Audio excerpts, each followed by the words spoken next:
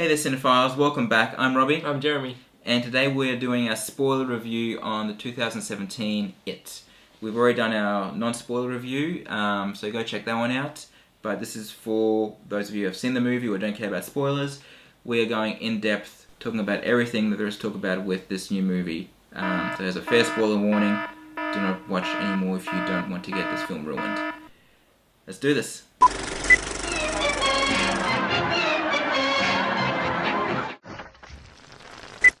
Hear the music.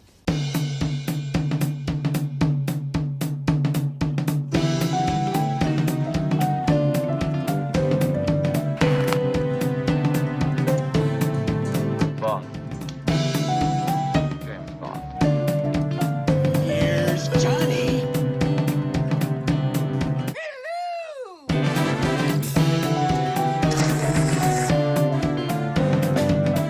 Chewie, we're home.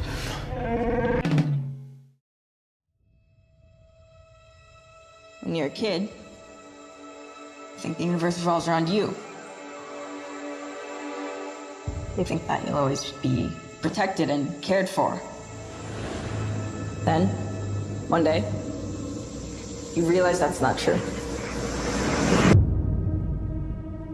Because when you're alone as a kid, the monsters see you as weaker. You don't even know they're getting closer. Till it's too late.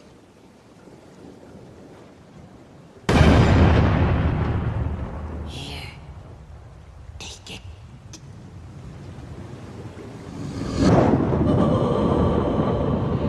Cool. Alright, so this is our spoiler review for It, the 2017 Stephen King adaptation. Just diving straight into the spoilers, I think the biggest one is within like the first 15 minutes, and it's Georgie. Poor Georgie. He's peeking down the drain, like the famous storm drain scene that's in the book in the original, and he gets his arm ripped off, essentially. And it's a scene that catches you completely off guard. I mean, you can see it coming if you'd read the book or seen the previous It, but the previous It kind of, because they don't show it like that in the previous It. Yeah, It's very awkward. you can see, you know that Geordie's about to die. Yeah, but you don't expect them to go that far. Well, no, I mean, he's a kid, and it's very graphic, and his whole arm gets ripped off, and gets pulled down the drain, and that was the first big thing in the movie. There's a lot of blood, and it's pretty brutal. Yeah.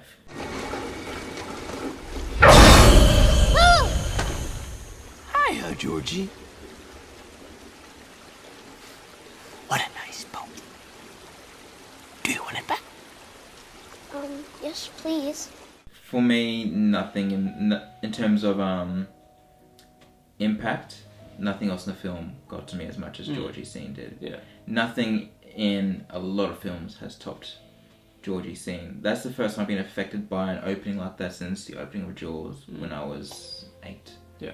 And it's not the violence so much. It's because we've seen arms being ripped off before in more gruesome ways even. It's the fact that this is a 7-year-old kid, and it's heartbreaking. Yeah, it's Absolutely he's innocent, heartbreaking. and he's done nothing wrong. Yeah. And then Pennywise just goes and does that. Do you want a balloon too, Georgie? I'm not supposed to take stuff from strangers. Oh, well, I'm Pennywise, the dancing clown. Now we aren't strangers, are we?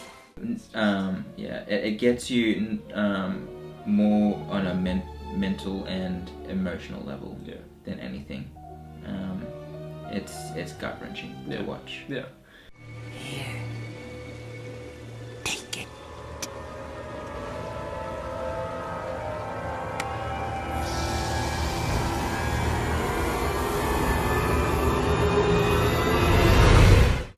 It's pretty placid from that point on for a little bit anyway.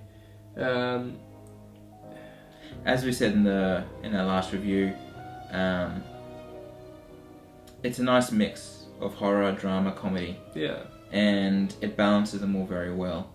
And you get time with all these characters, you learn about their fears, which is great.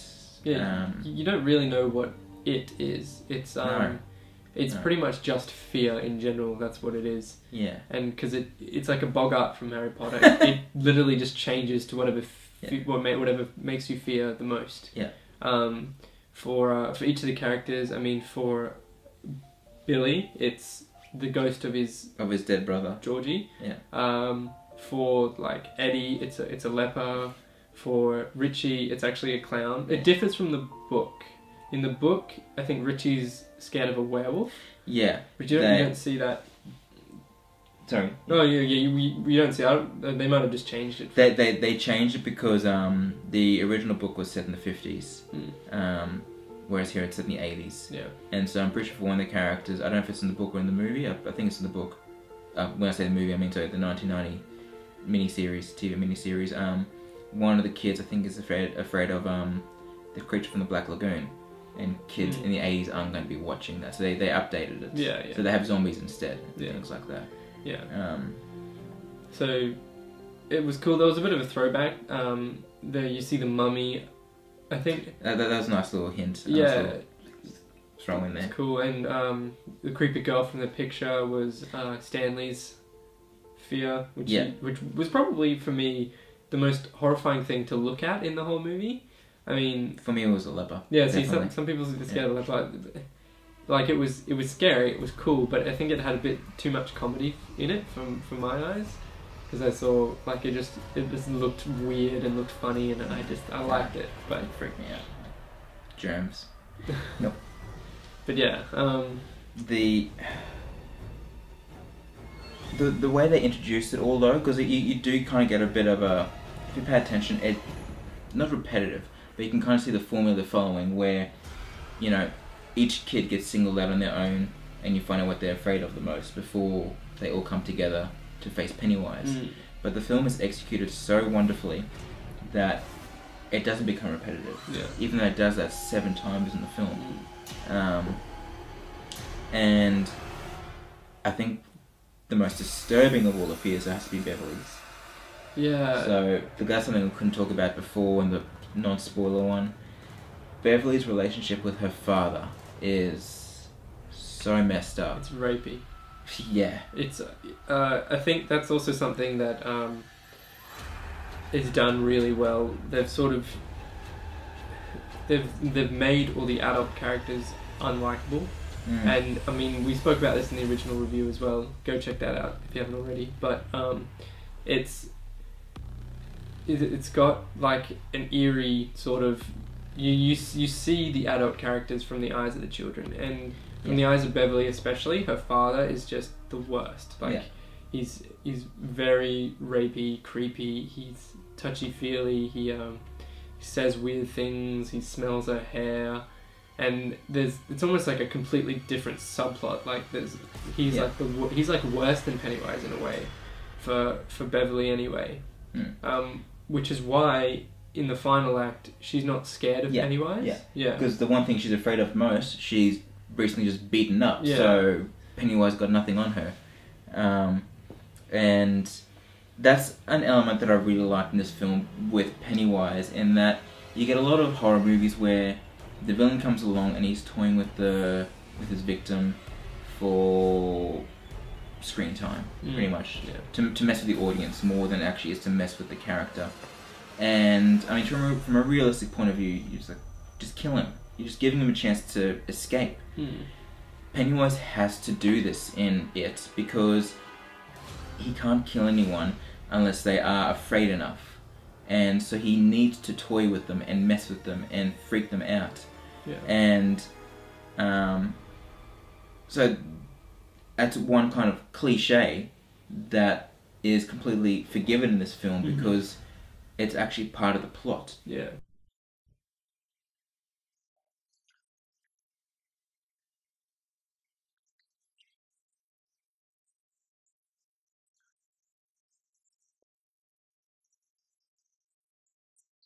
Like you said, it's not something that can be done with any villain, because Pennywise's like literal sort of goal is to scare his victims before he eats them, essentially. So he can feed off the fear.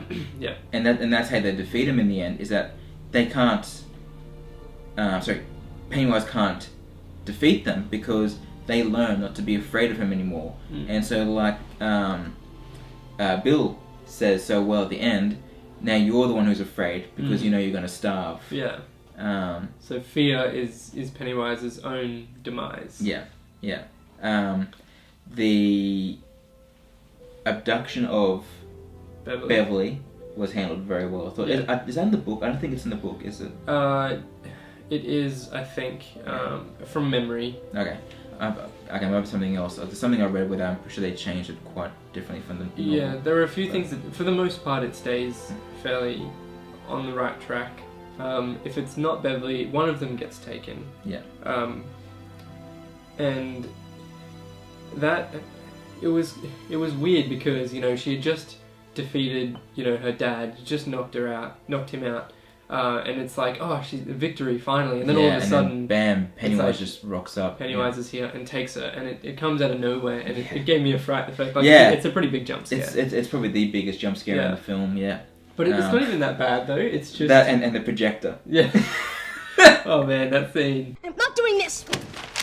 What the hell? Put the map back.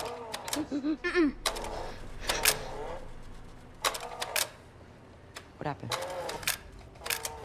That's a perfect example of how comedy and horror just work so well together. Like, that was one of the scenes, we talked about this in our normal review, where I was laughing and terrified at the same time.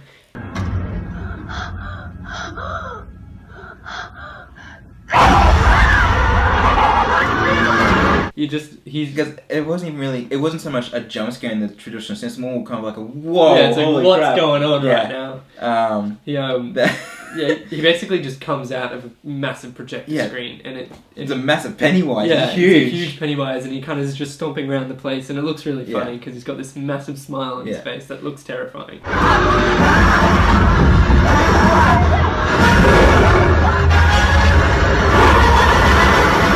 Talking about laughing while being scared, Pennywise's dance at the end. Yeah. He's doing this kind of like clown little jig. Yeah. And it's unnerving. Yeah. Because it's just the look on his face, and the camera does a weird kind of trippy little camera technique. Mm-hmm. But at the same time, it's just it's clown music, and he's just dancing to it. Dancing, yeah.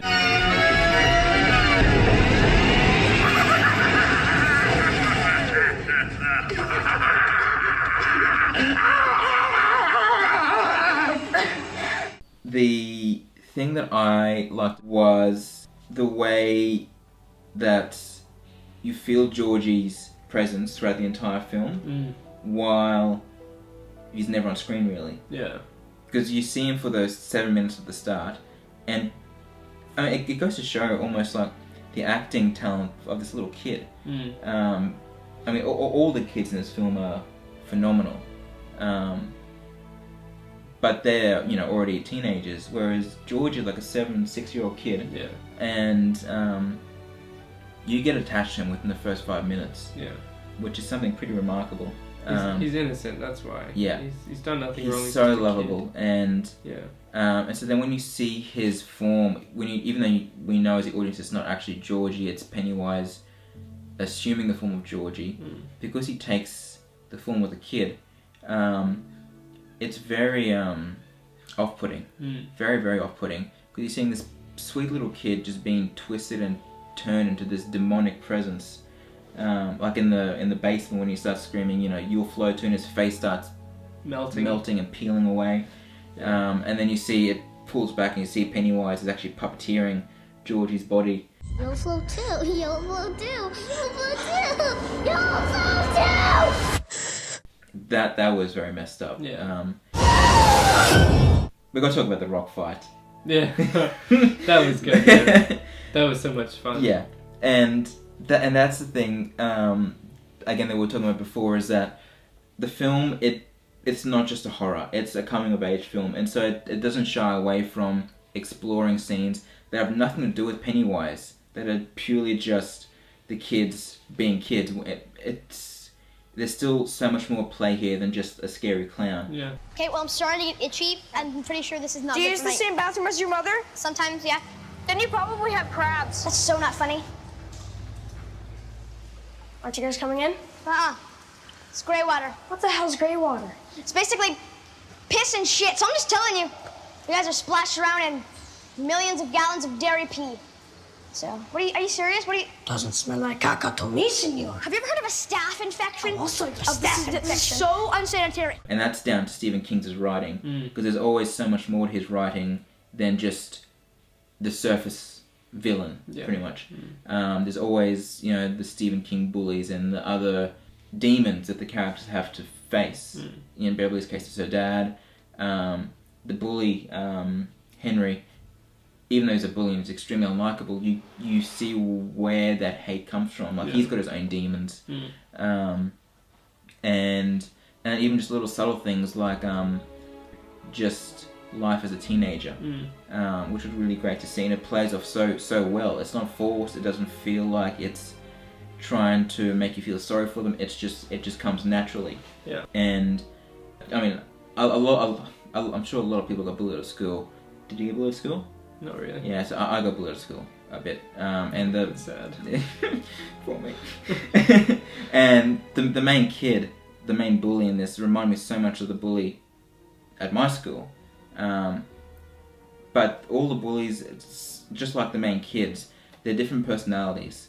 So just as much as I relate to one particular kid, well, we both relate to Eddie. Was it Eddie you related to? Yeah. Yeah, we both relate to Eddie the most. There's a bully that I kind of picked up on the most, which I've spoken to a few other friends, and they're like, oh no, actually, the other guy, Patrick Hofstadter, the one who gets killed, he's the one who they related to the most. Not related to, who they recalled the most.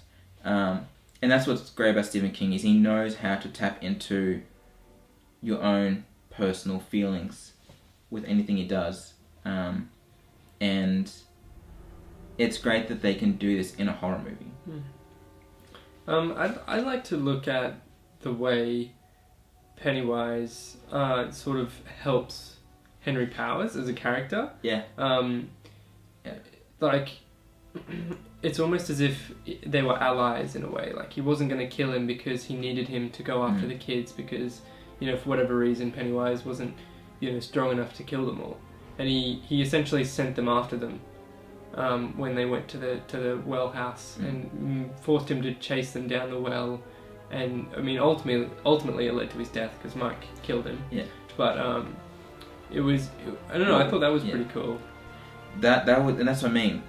That's good writing, because the threat can come from anywhere, and the bit when he kills his dad, and Pennywise on the TV. It's pretty insane. Yeah, he kills his dad. Yeah, and actually, I never thought of Pennywise coming in different media thing. Well, even in the TV when Beverly comes home, well, that's obviously Pennywise. And that's Pennywise, yeah. Also, another thing to point out is the adults can't see any of it, which means that it's all fake and it's just in the kids' heads, which is this is the way Pennywise attacks his victims. Yeah. He goes after them by making them see stuff that's not there, like the blood in the bathroom with Beverly and her dad. And it further helps to isolate the kids from everything else. Yeah. Because they're already isolated because they're the losers club. And obviously all the gunk that gets vomited on Eddie when he's Eddie. Yeah. Obviously, the adults wouldn't be able to see that, and it's just it's a pretty cool twist on it as well. Yeah. I have to mention the music in this, because we didn't talk about the music in this non-spoiler one. Yeah. The music in this film is phenomenal. It was good. The use of a child's chorus or something, child voices, really eerie, really eerie. This would be one of the best scores I've heard in a long time. Yeah. And even the songs, like the New Kids from the Block, Kids on the Block, their songs were good as well. And it's great. It intertwines. I mean, even the score itself has got different elements. It's got a more peaceful kind of piano theme, which is more like the family theme, and then you got the sadistic kind of creepy Pennywise theme, and interweaves those two with the 80s music. Yeah. But those are our... Did you have anything else you want to talk about with this one? Nah. Yeah, pretty much covered it all. Yeah. So those are our spoiler thoughts for it. Part 2 just got announced, or didn't get announced, but got an official release date. September in 2 years' time, so we're very excited for that one. What happens when another Georgie goes missing? Or One of us. You'll float too. Are you just gonna pretend it isn't happening like everyone else in this town? You'll float too. If we stick together, we'll win.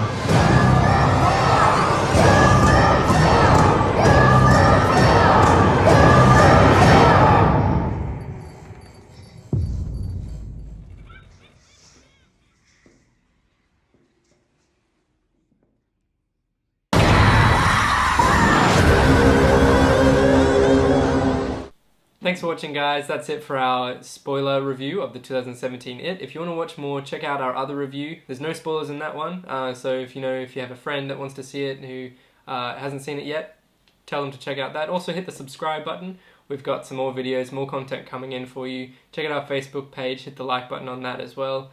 That's it for today. I'm Jeremy. And I'm Robbie. And we'll see you at the movies.